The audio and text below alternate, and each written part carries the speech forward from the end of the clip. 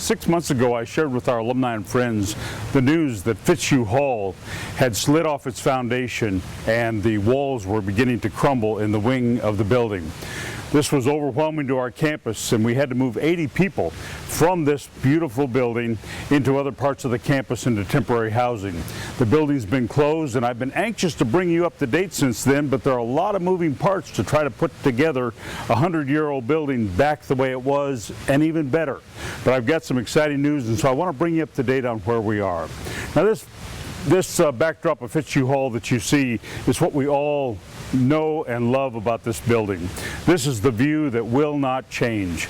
It will look exactly like this when we're done, except that east wing that you see behind me is going to come down all the way to the ground, and then it'll be built back just as it is today, and you'll see it from this perspective just as it's always been for the last 100 years. So we're excited about that.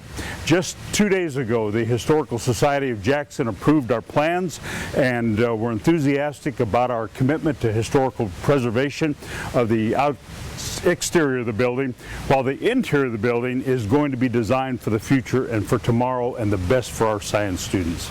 It's been an interesting journey these last few months, because as I shared with you 6 months ago, the south wall of the building began to move and to bow, and with that we were fearful that part of the building might collapse, and so we moved a lot of people out of the facility.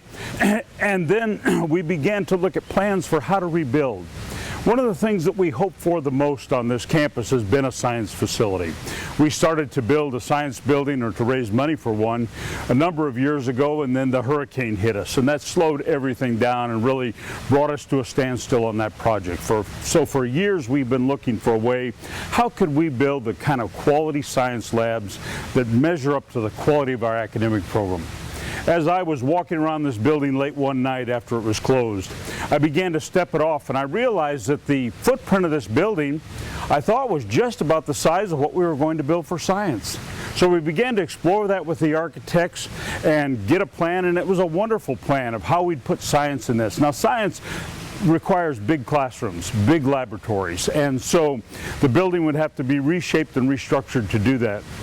We had that plan into place, and we had the outline of what that would look like, and then we got the news that they could not build that plan because of the 100-year-old architecture design of this building is structurally centered around the corridor that runs down the center of the building. And if you run a corridor down the center of the building, there's not room to put in science labs. So it really was an impossibility.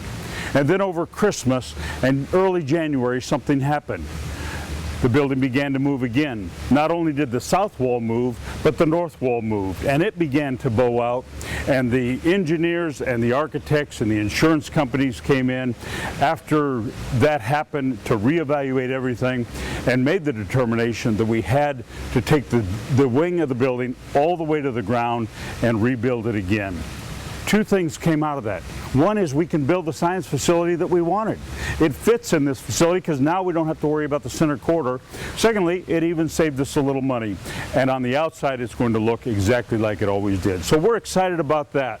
And in this building is going to be some of the most marvelous science labs for our students, to help prepare them for medicine and for research and for nursing and all the wonderful fields related to science. We've got a great faculty who've been marvelous for years in getting our students into medical school, nearly 100% acceptance into medical school and other kinds of accolades, but they're working out of facilities that are really 40 years old. So to have these first-class facilities is going to change the nature of science on this campus and to really bring the best to our students and bring this building back to the kind of life and vitality it's always had over the last 100 years. I want to show you a little bit about where we're headed. This is the wing of the building that has to come all the way to the ground. The insurance company has evaluated this because of the water leak that caused this over a year ago, and we were thrilled that they settled the insurance claim with us and have sent a check for nearly $1.3 million for the project. So that gets us moving on our way. We've got to get moving quickly, because if the building falls, which is a danger every single day, the cost would go up, the difficulty of repairing it, of rebuilding it would be more complex, and so it's important for us to get the building down and to rebuild it as quickly as we can. And so while we've been working toward the design of the building, we've also been working toward the financing. And many friends have begun to give in marvelous ways for this building. We've had some wonderful gifts, and thank you for those gifts. We've had gifts of $10, $100, $1,000, $10,000, some bigger gifts. It's going to take a number of gifts, and it's going to take some big gifts to get there. We're going to have some $100,000 gifts, and $250,000 gifts, and $500,000 gifts in order to make this building possible. But we believe in God's timing, our friends and alumni will come through and realize the importance of this for the future of education at Belhaven University. So in the interim, we have begun working with the banks for a short-term loan for construction of the facility. We couldn't have picked a better time. The Lord's hand was on it. For the interest rates are the lowest they've ever been, and we can afford the construction loan for this facility to get it moving while we're still doing the fundraising. So even though you're going to begin to see work on the building and know that it's in process with some intermediate financing, we've got to have our friends helping and supporting, and we'll be in contact about more ways in which you can give. Now, the building on this end is going to look very different from what it does now. It's going to be much wider, it's going to be somewhat longer, and on this end there'll be a marvelous new entrance that allows students to come into the science facility. The old historic steps we saw a few minutes ago will be for the traditional entrance of the building for administrative and other use, but this will be the entrance for science. It'll be a two-story atrium where students come in and can go right into the labs, and will be a great hub of activity for us. It looks out right over the student center and the center of our campus, so the location couldn't be better. Now, the footprint I originally stepped off on that night 6 months or so ago, my measurements weren't that good, and so the building has to be expanded and broadened in order to meet all that we need in science. But we can do that in this location, and again, the Historical Society has agreed that that's a good commitment to the historical significance of the building while still giving us the cutting-edge space we need. And so you'll see a very different look on this building as far as the footprint. The design on the outside will be the same, but then inside it will be filled with the very latest cutting-edge laboratories, teaching space, and really teaching around science that's cross-disciplinary, which is the future of science.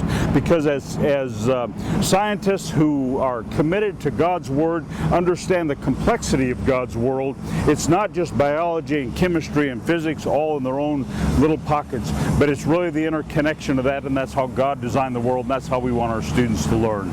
So we're excited about this project and where it's going.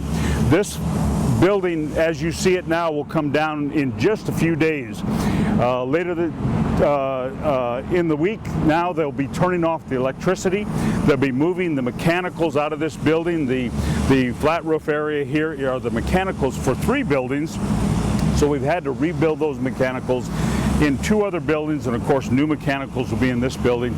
That's all going to be changed, and so after that happens, then the crew will come in. It'll take about 3 weeks to take the building down to the ground. Then they'll be rebuilding, and they have promised me we'll be in by August a year from now for the start of the 2013 school year. So it's not going to be that long a project. We hope our friends will give as quickly as possible, and we hope that they can make commitments over a 3-year period. We've allowed the financing to carry it during that time. I think that's a great way for our friends to give, because none of us expected this to happen. You didn't plan it in your giving. We sure didn't plan it in our preparation, but God's timing is always right. And what we thought was going to be a crisis is turning out into a great celebration for the future of education at Belhaven University. I'm glad you can be a part of it, and we look forward to bringing you up to date more quickly now as the project goes forward, and it will. And I look forward to sharing with you the interior of this new building when we're able to take that first tour and you see what a difference it's going to make on the campus for our students. God bless. Thank you so much for your love and your care for Belhaven University.